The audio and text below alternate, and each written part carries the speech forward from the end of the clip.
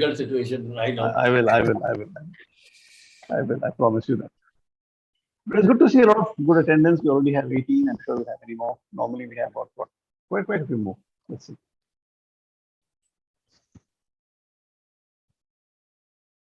This year, I think this is our fifth webinar, maybe. I'm not very sure. Probably fifth. This is not bad. So you all set? Audio, video, are you all set? Abhijit, Shankar? Yeah. Let me check. I'm back. Okay. I could hear clearly. Sure. Okay. Once the attendees hit. So we'll start. Yeah, there we are. Why don't we go ahead? Yeah. So good afternoon, everyone. My name is Rupesh. I am the head BD India for the APNP, and it is my pleasure to welcome you all to the APNP India monthly webinar series. So today we are pleased to present the topic productization in bids and proposals. So before I turn things over to our webinar moderator, Mr. Vasudev Murthy, who is APNP India co-chair, know that today's session is being recorded, and a link to the recording will be emailed to all registrants a few hours after the presentation is over. We'll also go live on YouTube, and throughout today's presentation, you are welcome to submit questions as you think of them. So please check out the Zoom control panel where you will find the Q&A pane, and you can also type in your questions there at any time during the presentation, and we'll address them after the end of the program. So all right, I think we're ready to go. So I'll turn things over to Vasudev. Over to you, sir. All right, wonderful. Rupesh, thank you very much. So everyone, welcome to this session. Welcome to this webinar. My name is Vasudev Murthy. Some of you know me. I'm the co-chair of APNP India, and this is one in a series of many webinars that we've been hosting, many types of activities.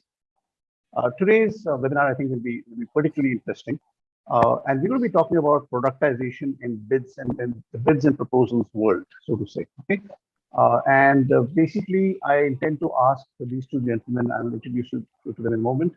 I'm going to ask them important questions. For example, can and should the bid and proposal writing and management process be automated? I mean, how far should it be automated? Are we doing it for the heck of it? Is it a good idea? Are there some challenges? Let's find out. And then, in that sense, where are we presently? How far has the automation process actually moved on organically or in some other way? And what is the outlook? What do these folks think will happen in the future, right? And ultimately, from the point of view of us as professionals in this area, what do we need to do to get ready, the next several years? So that's the approximate, framework of what we're going to be talking about. So I'm absolutely delighted to welcome the two panelists today. We have Abhijit Majumdar, who of course, by the way, coincidentally, is the chair of APNP India. But the real thing that he does, he's actually co-founded two companies. One is IndGlory, and the other one is Slide Edge. So he has his fingers in the product space as well. So we'll come to that later. And I'm also delighted to welcome Shankar, who is the founder and CEO of RSPIO. So Shankar joins us from Dallas, and Abhijit joins us from Pune, and I'm from Bangalore. All right. So with that, let me start on a very nice, cordial note, which will change soon, Abhijit. Okay. Why don't you tell me a little bit more about your journey in the proposal and bid management space? How have you come? What has happened so far? Okay. Thank you, Vasu, for having me here, and thank you all participants for joining this APNP webinar. Well, to talk about my journey in the proposal management space, it's again like I am into proposal management, or I came into bid and proposal management by chance or by accident, what you call it. My career predominantly had been my initial phase of my career predominantly had been into the technical side. From a technology consultant to a solution architect, and as a solution architect, I was supporting the sales teams in the bids and proposals. And then there was one point when I was asked to take over the entire operations of bid and proposal management. And from there, that journey started. Went for over 20 years, serving industry verticals across. I don't think any industry vertical is left out, whether it's the government space or although I started from the government space, where the So you can say my proposal management or bid management background is quite rooted into the government, because that is where the maximum of the proposals come from, and the most complicated proposals come from. So whether it is the government of any country or the UN agencies, so I have dealt with all those things. And finally, I ended up as I played other roles also, like head of strategy as well as head of delivery. So gone through that full 360 degree in a IT services company. But the major breakthrough came in my career is when I joined Xerox Spark, Poland, as a product evangelist. And that was when Xerox was the Park, and Park we all know, like everything and a lot of things which we use around us, whether it's a laser printer or the Ethernet card, or it has been a pioneer in innovation and inventions. Sure. So that's where I got to learn about, or my stint with product management started. Okay. And gave me that one thing, thing that I was doing fairly good with InGlory as a consulting company, and as well as APMP ATO as a training company. But then with a few of my ex-colleagues, I started this company called SlideEdge.ai, and that's what I came. That's what I come from. Where I come from. Okay. All right. So you're a product guy. You've now become a product guy, so to say. Right. Wonderful, Abhijit. Very, very interesting, very fascinating, in fact.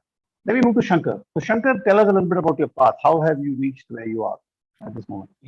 Sure, Vasu. Thank you. And I'm really happy to share, this conversation with Abhijit. And I appreciate everyone who participated. But again, where I am today, to take us back, I'm a farmer's son. I grew up on a small farm. All along, I'm looking at my parents, I realized I need to be on my own.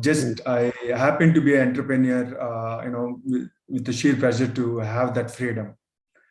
So all along, I worked at multiple MNCs, and also the same amount of startups also. That's every time when I move from enterprise to startup with just only one objective. Okay. To be able to have a place at that table to be yourself and go ahead and share whatever you feel, right? That's subjective. But again, with that sheer interest, I was looking for co-partners, co-founders to found a product company, nothing else, because I'm very interested in solving some problem. Out of all the 25 years of my journey in IT, one thing I realized, I played delivery manager, solution architect, developer. There are a lot of roles I played, but associating with the revenue is very key for the organization, because my interest to be an entrepreneur, and what more for an entrepreneur to feel that I supported that bottom line. That's why I insist anybody who want to have an awesome career and feels that I contributed, I was part of the building block. You have to support that revenue driven. No matter what role you play, you need to have that. You have visibility to have that bottom line. Again, that kind of a thinking, made us come here.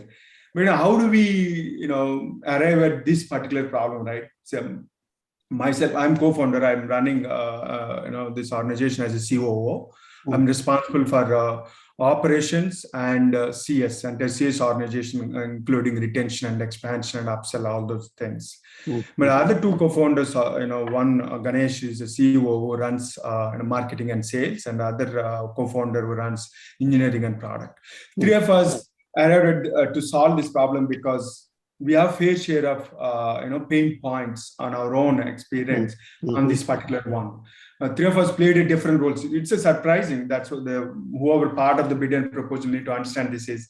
You may be a product manager, solution architect, or engineering manager, a sales director, or marketing. You have a role to play here because you are supporting sales in defining that proposal and bid and storytelling, all that, right? From confining to your department.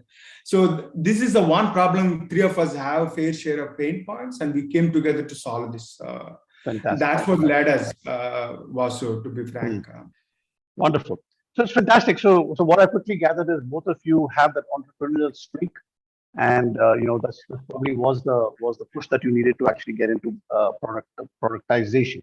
And that's now we come to the crux of this discussion. In fact, is uh, I would imagine, and Shankar, I'd like to take your view, and I'd like to, in the interest of time, I'd like to request both of you, because we want to take questions from the audience. So let's keep our responses a little brief if possible, right?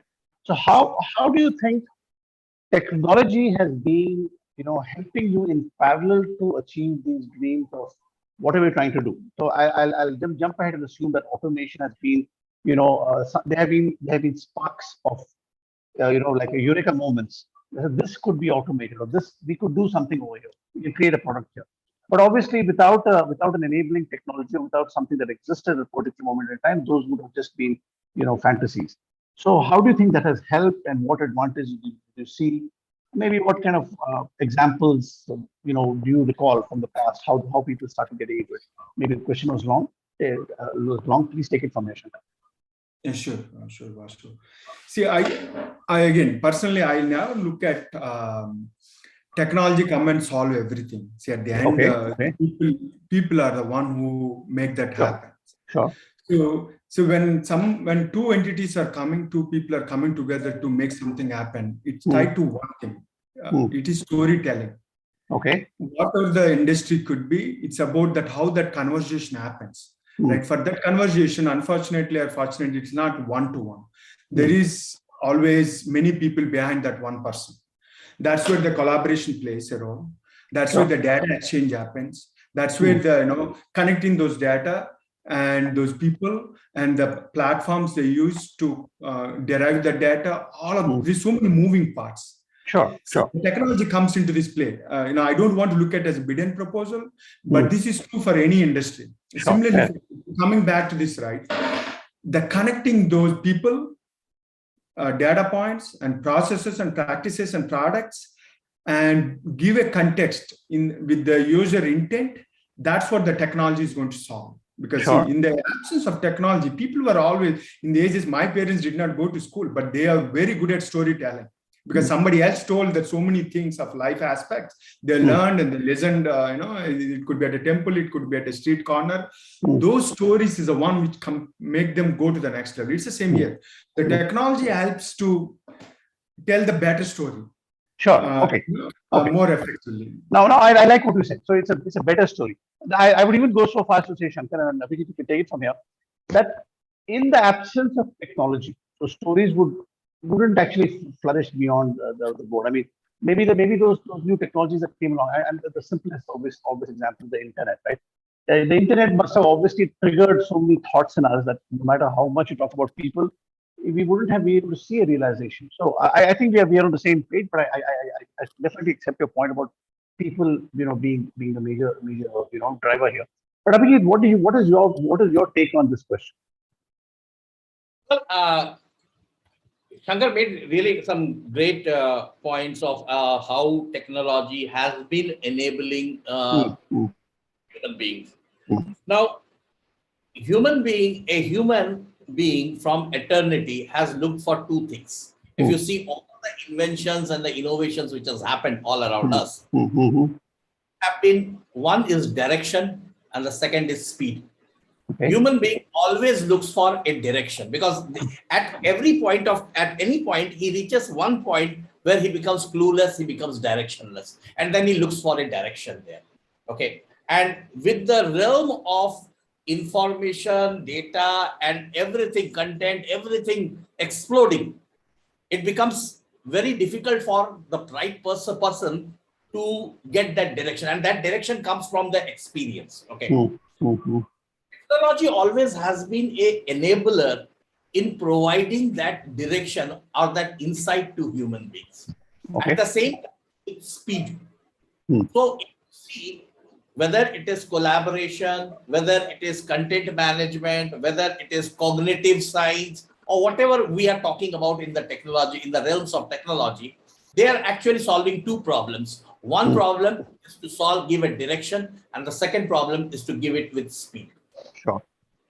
And that's exactly where I see within bid and proposal management also technology is playing a role. whether it is a workflow technology or a business process management technology or a collaboration technology or a content management technology or even a AI technology or a machine learning technology. It is playing actually that role and it is giving that. As long as it is solving those two problems, I think technology is going to remain there. I think you make a great point. Now, going back, the thing is, how does technology creep up on you? Okay, you don't even realize you're suddenly using technology. And I want to just make a quick point here. Many years ago, in the place where we were working, knowledge management became the flavor of the day. It probably still is to some extent, right? And everybody was saying the SharePoint and let's share data and become. I think they weren't saying the 2 points that we're talking about, but ultimately it came to that. And the proposal management team, which I was responsible for, started using it, not realizing that they were actually leveraging technology, or that those thoughts weren't there. It was a matter of maybe convenience. But ultimately, those 2 points that we talked about has helped. And I'm thinking there will be many such other examples, specifically the both of you, since you're in the productization stage, state, you must have said, we can do something over here with technology, because this technology exists. Why hasn't somebody thought of applying it to business proposal management? Would you like to speak a couple of words on that, and I'll take Shankar's view on that? Yeah. Was one, like any other aspect, the necessity is the mother of invention. Sure. So here also, it's even for adoption that is the case, because the compliance, the risk, the necessity of increasing the productivity, because there's a lot of competition among the people, among the companies. How do you ensure that those gaps get plugged? And how do you even if you don't want to call as a gap, as an individual, lot of people want to perform better. How could they do it? There is right. That's where their interest to lean on more of their own data, their own knowledge. There's a lot of earlier in the past, there was about a person having a knowledge. Today, knowledge is pretty much available on the, Google is the best learning management tool for everyone, right? But it's more of how do you connect these and have, like, Abhijit mentioned, how do you have the data-driven decision? How do you enable with all these things, right? So I would say that, the sheer interest to succeed better than yesterday, making people to adapt to this technology. Some of these are already existing in other industries. In bid and proposal, we are trying to see how do you help more to your company to win that contractor in a better. Right. So we use those tools. So you're right. So I think that's right. And I want examples from you if both of you can remember. When was there a first conscious decision to create a product specifically for this area? Like I said, we had enabling stuff where we're talking about knowledge management, we're talking about Excel sheets, whatever we're doing, using those technologies. But they were not built for that intent earlier, but they were being used. Now we're talking about specific products which are designed from ground up to be, useful for us in the bid and proposal space. As an example, and maybe Abhijit, you can also talk about this. I'm aware of a product. Obviously, I don't want to name it. That is used to develop executive summaries. Now, just a week ago, I gave this huge speech about how the executive summary is this, piece of wonderful writing, and it has to appeal to the top management and so on. Very next day, I find there's already a product which is automating the process. So I felt a little disconcerted about that, So somebody had created a product for executive summaries, right? So that's what I'm trying to say. The product is meant for. So Abhijit, in that light, do you recall when maybe my example isn't very old, I'm not sure. Do you recall when did the first bubbles of innovation for this area come about? Okay. If you ask me where did I get when did I get that spur or that moment? It leads to it actually is related to one of my personal incidents which I will never forget in my life. Okay. It was like it was my daughter's first birthday, and I was planning to leave the office a little early so that I can be there in the evening with her. And all of a sudden, I get a email from my boss in US who had got up that morning, and he said that I'm going to meet a customer. Can you send me a presentation on this particular thing? We have done it in the past, and these all are there. So can you send me a presentation on this?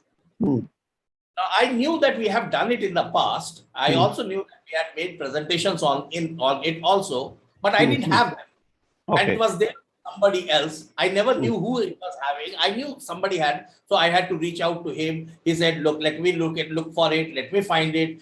If I find it, I will send it to you. If I don't find," so assimilating that presentation, which I knew existed, that content which I knew existed, it took me around 4 hours to put that all together. And by the time I reached home, my daughter was asleep. Okay. And that one day, that one moment gave me that spot that even if I have that information, to bring that information into a form, it took me 4 hours. That means how much amount of time and effort I am losing. I didn't create anything new. And that's exactly what led me to this thought that why don't we have something which can help somebody to find that information which they need at that moment if they know what they are looking for. And that's exactly what led me to what Slide Edge is all about today. And which is what Shankar also said, right? Necessity being the mother of invention and so on. So we're getting there. So now, so therefore, Shankar, you actually have a company which says RFPIO. So I don't want you to get into details of the product itself, not required. But again, in the same way, what was that epiphany moment, that eureka moment, which said we need a product like this for the bids and proposal management space? Again, we're not marketing anything. I'm just talking about the source of inspiration. Yeah, absolutely. Vasu, this is a great question. The bid and proposal, this is one of the things. No company would give a credit card to the procurement team. Oh, you go and swipe and get a product. This is there for age-old thing. And people are doing phenomenally well. Okay. But one thing, when we look at it, what is the pain point? See, pain point is somebody's asking questions in some format, which has like 4,500 questions or whatever it is, right?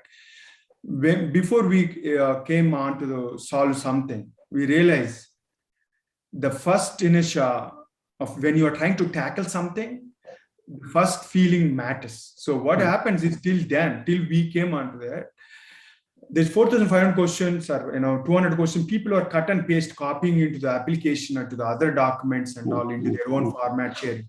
That's where we use machine learning, in understanding and latest technology to define patented import and auto mapping. So we have literally we have the patent in that. Any n number of questions, whatever the format, we started with Excel, but we came up to the other formats. Now users can simply import a document, it auto maps and it brings into the application right away. So it is, when we heard the first time, people literally were gaga, like, oh man, I've been spending so much time with uncertainty, cut and paste, it takes days. That's what we did. But if you ask, none of it is new. The problem is the same. The technology, what we use is existing in other industries. We brought that, right? So the other one is, what Abhijit mentioned. That is rightly the case. The knowledge is with the people, and somewhere in other forms, other formats, we truly want to look at, because people have needs, like Abhijit's situation, we all have been there. We go on a vacation, our family matters, but you are the critical player for the company. How do you make sure that your knowledge is in the company thing and it in a timely manner report? That's one of the problems we solved too. So those are very few, critical parts, but if you compartmentalize, there's so many parts. We looked at it and we upped a few notches. How do you improve upon? Because the end game is totally different, but we played a bigger role in end-to-end workflow as such. Okay. So what I gather from both of you folks is that one is the necessity is a mother invention. That seems to be the overriding theme. And of course, in your cases, you found certain exasperating situations, some difficult situations of just 200 questions, copy paste, and it was just taking too much. So something hit you. Let's automate it using machine learning. So all that is good. So when you describe it like this, it sounds like a typical proposal writing process, which involves people getting together, studying RFPs, having meetings. Then you write this, and somebody else write this. We misdistribute the work. I recall discussions like this in Dallas in my office at one point, where we all given different parts of the proposal to write, stitch it, and put it back together. Our writing styles were all different, but who cared? We didn't have these kinds of fancy tools then. You put it together, slap it together, and send it off. But at the end of the day, even though it sounds very awkward and not and quite messy, the fact is there was a human touch to the whole thing, because that's, I suppose, there's something here which makes us appreciate the RFP situation. So in that light, I have the question that I have for you is, what are the risks of productization of different parts of the proposal or proposal process, perhaps? Okay. What I mean by that is, if we automate stuff like this, can our human, observations or insights, can they get diluted, or can they be will they miss it? And ultimately, I suppose I kind of know the answer. So if we're proceeding down that road, so do the gains kind of override the disadvantages? So Abhijit, would you like to take that? I'm sorry if the question was complicated. Okay. See, I have a little different take on this. Okay. The thing is, technology at any point of time, if you see, has always augmented human creativity. Okay. Technology has never superseded human creativity. And that I have not. You are using technology to create music, to create videos, to create a lot of other forms of creativity, but they are also based on some creative thing some human being has done at some point of time. Okay. So when you are coming into, if I take it into the context of bid and proposal management, that content is already created or has been created by some human being at some point of time. Okay. Now, if that content is not supposed to change over a period of time and fits to a context, there is no point of a human being recreating that content. Fair. That content can be picked up by a machine, an intelligent machine, and fit in over there. Okay. Even for a content which has to be created, of course, every time when you are creating a proposal, you don't sit on a whiteboard and try designing a new content. You pick up some content and then you start contextualizing that content for that particular context. Okay. Now, if machine can understand, and which machines today can understand, that of course, for this particular context, these are the possible contents, okay, and suggests them or recommends them to you, and that human being picks that right content up and contextualizes it, that speed is the actual value. And today what we are doing is that the amount of time we are spending in searching that we are losing the time in contextualizing it. We are losing the time in building the empathy for the customer. If we are saving that part of time, we did a survey on APMP webinars itself, and we were surprised to find that 70% of the time goes in non-value add activities. Okay. So you are something which is going to be a value earner for your organization. In that, you are spending 70% in a non-value add activity. So if you can reduce that, then it is actually increasing the value for your company. Your value for yourself, value for your company. You are not able to think because you are so overwhelmed in finding that information and formatting that information, in chasing to get that information. And every time you are recreating that information without knowing that somebody has already done that. So that is where exactly technology comes and takes its adds its value. So in your view, there are no risks. I'm asking, maybe Shankar, you can answer this. Are there any risks at all in this? But because ultimately, I've seen it does pick up the context, yes. But again, that human mind, the kind of logical inferences, and we have seen people take this copy paste activity to extent that they should not. I think Abhijit, you have seen that as well. Where I can understand certain things which are repeated again and again, fair enough. But in the process, you get carried away, and to save time, we just start using other stuff. I think we've all seen those kind of things. So that's where the risks I'm talking about. If the tools are so slick and so cool that we start, doing this activity, are there any challenges that might we need to be aware of? Shankar. Yeah, absolutely. So, as business more and more leaning towards this automation and productization, where are they leaning on? They're leaning on the, lots of amounts of data. Mm. Those are the data being used for the decision making. Those are the data people are using. Okay, system recommended, let me use it. But the risk is proportionately increasing. If the data being maintained and retained and gathering all that is not complying, it is not relevant to the time, and it is not the same data. Did it made me win the proposal last time? Previous time I won, why didn't I win with the same data this time? Right. So there's a lot of things, but again, businesses need to invest a lot in making sure that the data is always apt for the time and the changes, the world around them, however it's being changed. If the data gets stale, imagine the risk. In the past, in comparison, the previous world will be better because I don't have systems. It's not recommending the 222 options. At least if I made a mistake last time, at least I have the high probability to do it right time this time, because I'm not depending on the old junk data. So that's the biggest risk I see. With and I think you're absolutely spot on. And in fact, like I said, go back to my first example, with the executive summary, which I would like to believe in my own world of fantasy, is a great piece of creativity also. It involves very, wonderful high impact writing. It involves creative thoughts. It knows that the decision maker is going to read this stuff. But there is another element of writing sophistication, which is actually out there, the executive summary in particular. If even that is getting automated, I think that is extraordinary. So even that is getting automated. That means it really can't stop the flow of automation in this entire process. The other day, I was speaking to somebody in a company in Mumbai, and we talked about, can the executive summary go as a video or as a hologram? Who knows what can happen? I'm going to come to that in just a second.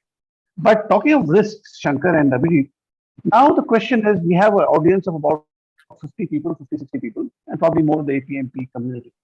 How are individuals responding to this, flood of automation, initiatives? Which, do they like it? Do they have any opinion about it? Is there any resistance? Do you have any opinion? And how are they supposed to adapt to this situation? Either of you can take it. Yeah. The change is not easy, Vasu. Again, I have no doubt people will adapt to it.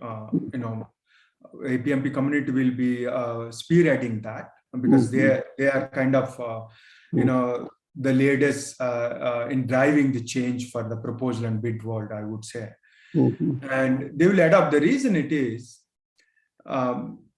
there is no loss to them. In a prima facie, it seems like, oh, it's going to replace some jobs. No, it's going to give you time back for everyone to do better stuff, because you have a passion to do so much to your company, to yourself, to your family.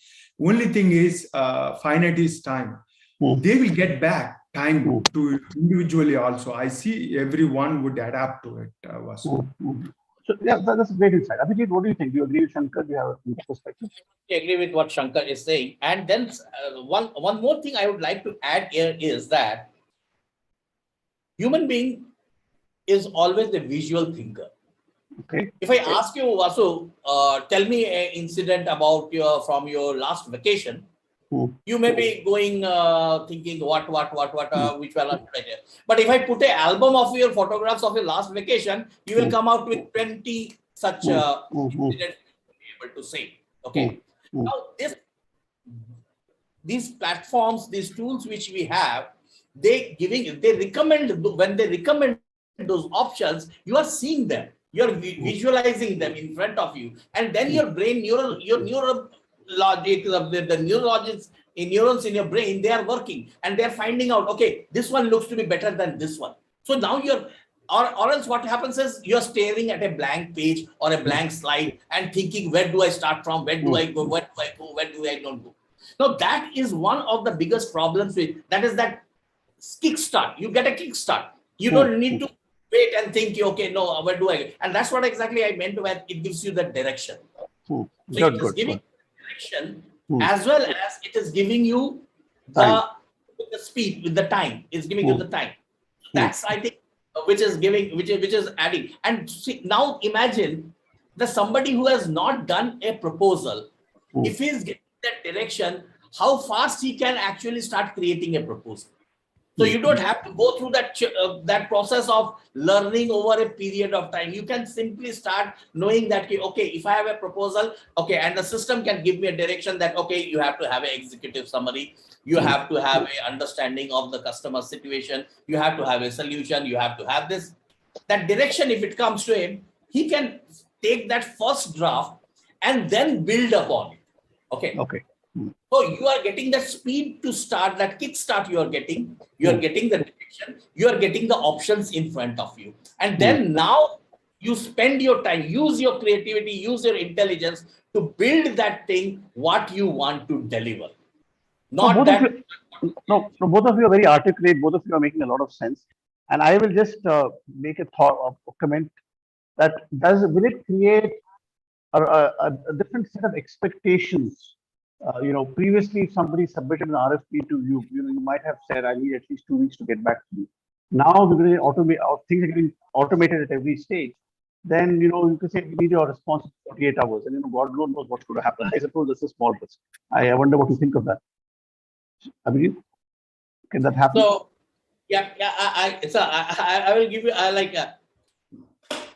will just say, to all these participants which we have here, just go ahead, gently ask your parents that before you were born, could you even imagine that there will be these two nerds sitting over here and talking to a third one and discussing what can be automation? But it is happening today, right? It's happening. It is. It's happening. We never expected all these technology changes to happen, but they have happened. And they have impacted us, good way, bad way. It's a part of the parcel. Likewise, what if that tomorrow a client approaches me and asks for a proposal and he says that I don't have the time to write a RFP because RFP is a cost by itself. It's a cost by itself. He says, I don't need a RFP, but can you give me a proposal? These are my needs. 1, 2, 3, 4, 5. Now, you are not waiting for a RFP to come. You are simply taking those needs and converting it into the system is telling you, okay, if this is need 1, then these are the options which you have. If this is a need 2, these are the options which you have, 3, 4, 5, and you assemble the deck and you send it out. Let us go one step beyond it. You are talking to a client and you are having a conversation like the conversation you have with Alexa. And Alexa keeps giving you, okay, this is what you're asking for, this is what you get. Now today conversational AI has taken that shape where it can give you what if it finds it in its repository, it suggests you. Now you are having a conversation with your client as a consultant and your client is giving you a incident or a need and your AI system is giving back what you can do for them. Now imagine how it will be like. You don't have to wait for 2 weeks. I will get back to you. Let me talk to my solution architect. Let me talk to my delivery head. Let me talk to my legal guy or contract finance guy on what is the estimation. It is all coming from there, and you at least have what Shankar said, that the conversation. Stopping that conversation. Here what happens, the RFP is issued, the conversation stops. The proposal comes, the proposal is being evaluated, again the conversation stops. Again when you are on the negotiation, so conversation is happening in breaks, in bursts of moment, in phases. Here you have a continuity of conversation and you are co-creating and you are reaching to a solution out with your customer. So that is exactly what technology is enabling you to do. Okay, I hope everyone's listening to this very carefully because it's going to impact people start the early parts of their career. Automation is going to be a big part of their careers as they proceed. So this leads me to the final question before we hand it over to we take in questions from the audience. So let's do some crystal ball gazing. Let's see. Okay, what will happen? What do you expect will happen in the area of automation next, let's say, 4 to 5 years? Do you see any new things that can actually happen? Do you have any insight? Shankar? Yeah, sure. The change would continue, Vasu. See, The world is connected. People are sitting wherever they want. Location freedom came in even after pandemic. So the systems integration will continue. But the whole essence is like storytelling. But I would feel that, this whole proposal thing, it would even go to the next level in terms of video, metaverse, because those contracts signed and discussed.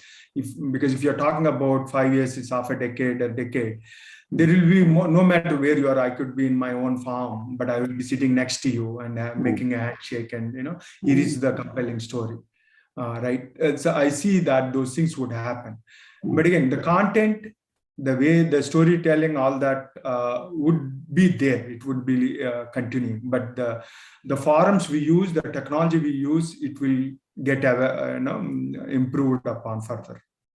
So a quick word, Shankar and Avijit, and also to the audience. Coincidentally, today on a separate forum, I actually saw something which talked about can somebody provide a solution for XYZ thing using metaverse? How would a metaverse solution look like that? So that's a key word. All of us are going to definitely face. We go into a fantasy world of solutions, and so it's the world there, not there. Are we already living in a metaverse? It's a different philosophical question.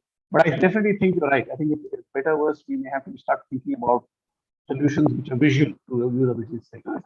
Maybe go beyond text. Maybe we can look and feel. I don't know, but good to fantasize like this. Go ahead, Abhijit. What is your view, sir? So I think it will actually also change the phases of, see, our proposal process is also dependent on the procurement process. Right. Okay. The procurement process will also change. Now, today we have a client visit after the proposal is shortlisted or you are on the negotiation table. Tomorrow, with this metaverse, the client visit will happen even before the client shortlists you for a RFP. Yeah, possible. So they will come and visit you. They will look at your everything, whatever you have. They will see you, how you are working, everything happening, and then decide that, okay, you seem to be a good fit. Let us give you an opportunity to work with us. Yep. So there will be a change on both the sides. It is not going to be only on the proposal side. It will be on the procurement side. And the way procurement side will. But good thing is that procurement has always been slow in adapting technology and outcome. Okay. So that is one surety we will have, that RFPs will still be there and bid managers, proposal managers will still be there. Yeah, but famous last words. RFPs might not come in text; they come in a completely different form. They have a metaverse kind of a thing. Anyway, I think these kind of fantastical voyages of the mind are very good. So with that, I'll just come to a formal close of at least three of us discussing. But let me just open the stage to platform to anybody else who'd like to ask questions. Rupesh, would you like to guide me and tell me what kind of questions are coming in and whose questions I should respond to? Sure. Are there any questions? Then please feel free, guys. Go ahead and ask any question. We'll try our best to answer. Yes. So we have a first question from Florian. Okay. So what is your advice? How to introduce a more stringent RFP process in organizations? Example, proposal automation tools RFPIO. If it is not seen as the highest priority, how to introduce more stringent? For this entity. Sure. Okay. All right. I don't know which of you would like to take this. Yeah, I can take that. Go ahead. This is Florian, is it? Hi, Florian. Yes. Thanks for asking the question.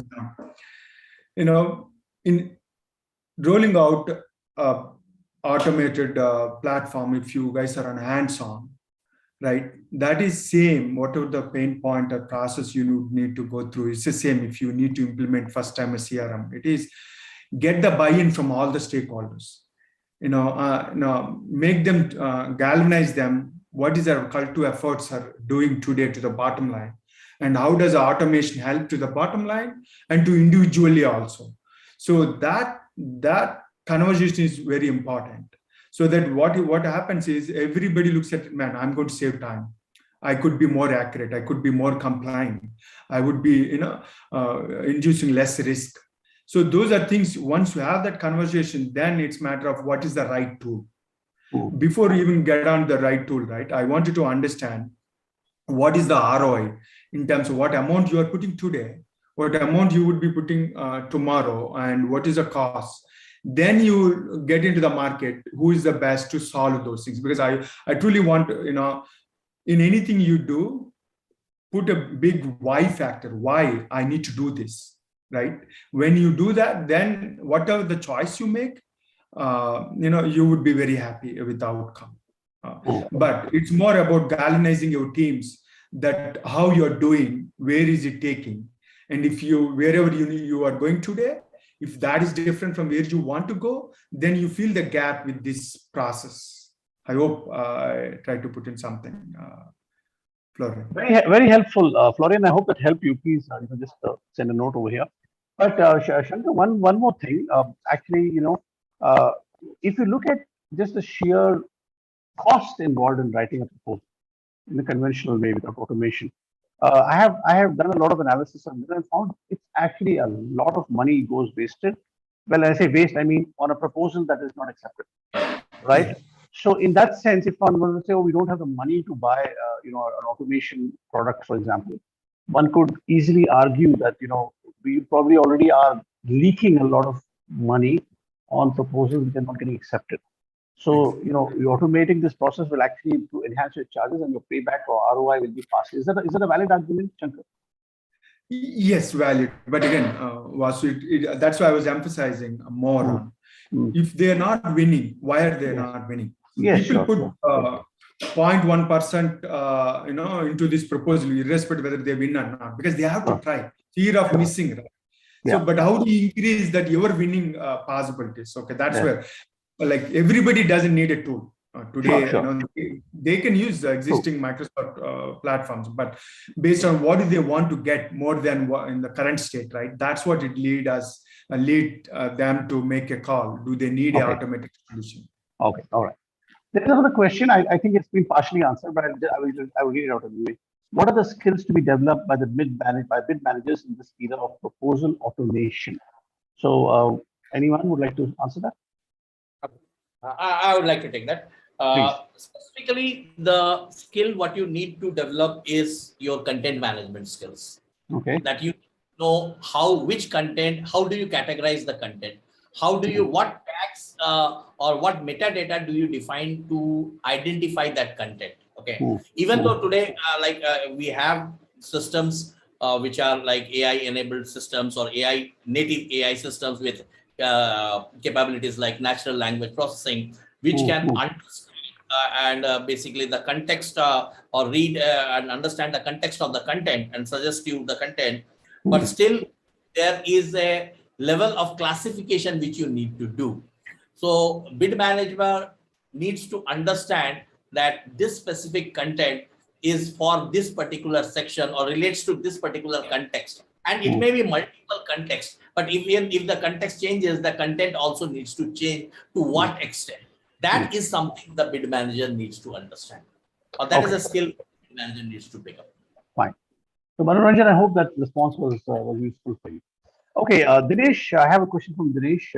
How do you differentiate between a native AI-based system and a system plugged in with some AI components or capability? I think this is something. One of you, go ahead. Okay, this is a very smart question to ask. Like, see, this term native, we had systems even before the internet was there or there. And then we had some systems when the internet started, some systems were pushed to the internet. We called them web-enabled systems. And then there were some systems which were created on the web itself. Okay. Now they had some different capabilities rather than the capabilities of these systems which are pushed from which were based typically client server applications, and then they were pushed to the web and they became web applications. And the same thing happened in the cloud. So we had cloud native applications, cloud enabled applications. Then we had mobile native applications, mobile enabled applications. And now we are seeing that AI enabled applications, which are basically having some sort of plugins or some sort of AI component within an existing system. And then there are these new systems which are coming in, which are actually born in that AI world. They were started with the AI as a foundation concept. and they are now they are being termed as the AI native applications. Now, if you look into if I have to give you an example in terms of and let me give it in terms of bid and proposal management parlance itself, and I'm without taking any names here. Mm-hmm. You'll see some systems in which the RFP, when it is imported into the system, there is a human effort involved, which Okay. includes defining which is the client from where this RFP is coming from, what is the date of that. That's basically the preliminary project information related to that RFP. Mm-hmm. The second task which is becoming is like identifying the sections in the RFP, maybe only one section, that this is the section which is basically a question, or this is a question part which is a question. You are identifying that and saying that. So that is basically what you are doing, is that you are identifying a pattern, and then the system, the AI part of the system, takes that pattern and identifies, okay, which are the other ones which match to this particular pattern. And then you are creating a sort of a what you call maybe a proposal template, and then you are filling in that. Mm-hmm. Now that is what you are having, a system which has got a AI component plugged into it, which is actually doing that part for you. Okay. A AI native application will take the RFP and recommend you and create that outline for you and tell you, okay, these are the questions related to the scope of work, these are the dates related to the submission of the RFP, these are the questions related to the capability of the organization, these are the questions related, or these are the sections related to the pricing or the commercial of the organization. Because it is from the start, it is using that AI capability of NLP or NLU or whatever the AI component is. That is exactly how you can differentiate between a AI enabled application and a native AI application. I hope I am able to set that example for Dinesh. Very elaborate. Very elaborate. Thank you. That was very, very good.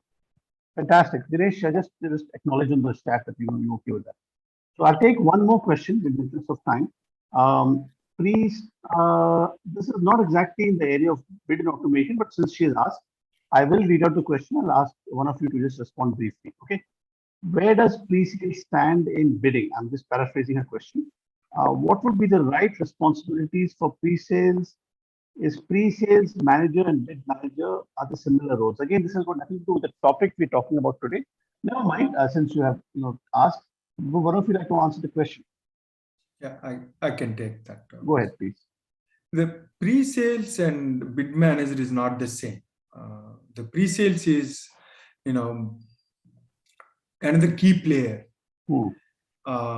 in prepping and understanding what is the customer's use case. How does this help? It's a big play actually. See, a lot of these bigger contracts, it's not about the salesperson go and get it done. Salesperson is very good at talking, but the pre-sales is the one which really sets the both after understanding both customer side and product solution offering. But what bid manager is truly prepping the story part as such. Okay, but how are you setting the story? Based on what is the customer's use case? Why do they need a system now? What were they using in the past? How does this solution helps? So all that data gathered and stitching together is the pre-sales part. But there is some overlap because see, the sales, pre-sales, bid manager, and everybody is what they are preparing the storytelling based on the facts. Why you are the right vendor for the buyer to consider. So as part of there's an overlap, but again, both are very critical. I wouldn't think both should come under one person. Very good, very good. Harshita, I hope that Harshika, excuse me. I hope that gave you some nice insights. So I think in the interest of time, we will now kind of wind down. First of all, I think we got some fantastic insights today from both Abhijit and Shankar. We have seen the evolution, and I think it's in units of time, within about maybe 15, 20 years, the whole landscape is changing. And I think the acceleration towards bid and proposal, automation is going to be significantly high. There will be challenges along the way. There will be native technologies to this, and or else things that involve other technologies, perhaps. But for sure, there will be these are actually opportunities. And I hope I'm saying it. I'm saying the right things for you, Shankar and Abhijit. These are opportunities for people getting into the proposal and bid management space. This is actually a good times are coming ahead. We will now be able to use our time more efficiently. We'll be able to do things faster, more creatively, and we'll be able to do those kinds of things. So I think this is the good side of it. Keeping in mind, we have to exercise a little caution, maybe from time to time, and just quickly do an audit to see that we're right on, we're doing the right kind of things. But otherwise, I think this is a golden period for the bid and proposal writing community to look forward to automation and in this whole process. I want to thank both of you for taking the time to share your fantastic views. I learned personally, learned a lot, and I'm sure the participants did as well. This